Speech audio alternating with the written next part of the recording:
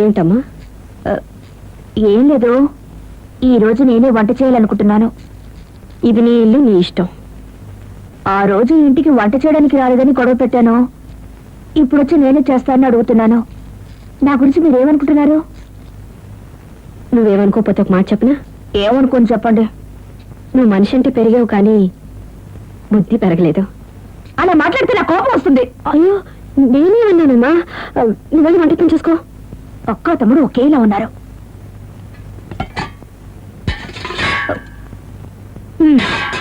మా ఇంట్లో పెద్ద స్విమ్మింగ్ పూలే ఉంది, ఇక్కడ బిందె నీళ్లు కూడా లేవు. మీ ఇంట్లో అలవాటు ఏంటి? ఏసప్లో బియ్యం పోస్తారా, బియ్యం ఎసరు పోస్తారా? దానికి ముందు పొయ్యి వెలిగిస్తాం. నాకు తెలుసు.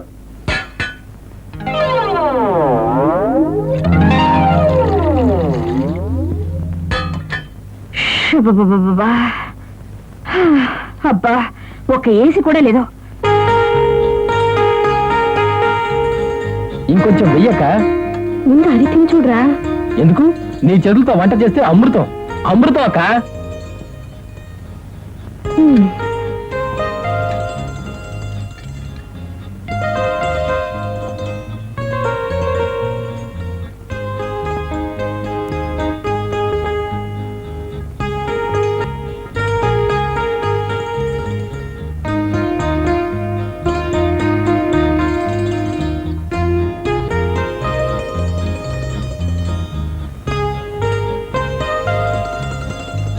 అక్క, నువ్వే వంట చేసి నీ చేతులతో పెడితే ఉన్న తృప్తి ఏ గాడిద వంట చేసినా రాదు.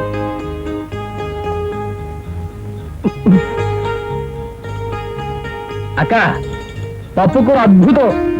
అలాగా? అవునక్క, బంగాళదుంప కూర సూపర్. అలాగా? పులుసు అమృతంలా ఉంది. ఏమిటి? పులుసు అమృతంలా ఉందా? అవును, పంచామృతంలా ఉంది. ఏమమ్మా, నువ్వు పులుసు చింతపండుతో చేసావా, పంచదారతో చేసావా? ఇవాళ వంట చేసింది ఎవరు? నీ పెళ్ళం. నీ ఇద్దరి మధ్య ఉన్నది సరసము వెరసము ఆ భగవంతుడికే తెలియాలి.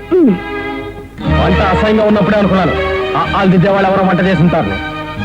నేను సంపాదన ప్రారంభించానని ఏ గాడిద వచ్చి అతుకోనక్కర్లేదు. అక్కడికి ఏదో కలెక్టర్ ఉద్యోగానికి వెళ్తుంటే ఏ అడ్డగాడిదా ఎవరు అనుకోనక్కర్లేదు. కృష్ణ, ఇది అతుక్కోవాలని చూస్తుంది, అతుక్కోనివ్వకో.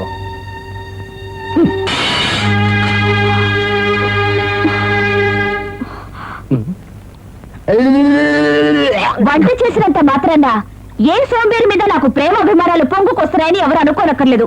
రోడ్డు మీద వెళ్లే బాటసారి ఆకలితో ఉన్న కుక్కకి బిస్కెట్ ముక్క వేశాయట. అందుకు ఆ కుక్క కృతజ్ఞతతో తోక అడిచింది, అంతే. ఏ చెత్త హోటల్ నుంచి తెచ్చిన మసాలా దోశ నోరంతా చెడిపోయింది. లోపలికి పోయింది, బయటికి రాదే. లోపలికి పోయింది, బయటికి రాదే.